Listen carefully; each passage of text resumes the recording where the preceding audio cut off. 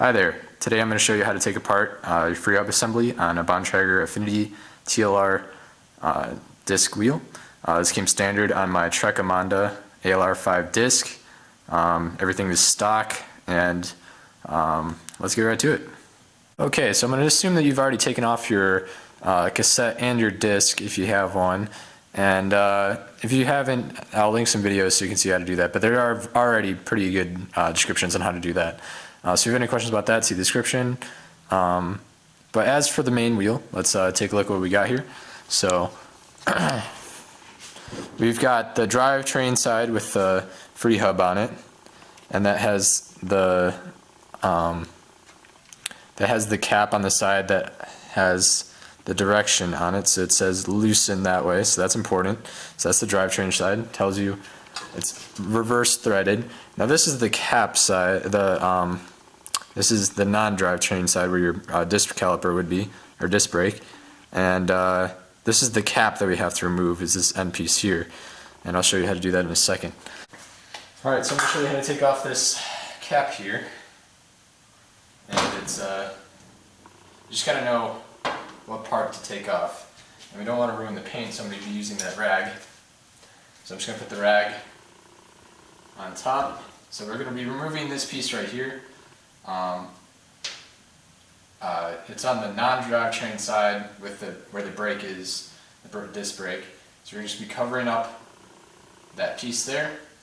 We're going to be taking our pliers, and we're just going to lift it out like that, and that will expose the piece that we need. Okay, so once we have removed that cap, this is what it looks like. It has, you should be able to see the two holes inside the axle there that will allow us to hold it there so we won't, so there's what the holes look like. So you can put a screwdriver in there and we can hold it while we loosen the other side, okay? And there's the cartridge bearing as well. You can kind of see that in there, so I know we're on the right track. Okay, so now I'm going to show you how to take off the lock nut on the drivetrain side. So the first thing is to take your Allen key, your Allen wrench, and to put it inside the two holes on the non-drivetrain side, which we just took off. And now we're going to take our wrench, or our spanner, and we're going to, it's reverse threaded, so follow the directions on your lock cap here. And we're going to loosen it in the direction that it says, so for mine it's that way. And once I'm loose, you just take that guy off. And there you are. There's your Freehub is free. And you can take off all that grease and clean it all out, and you're good.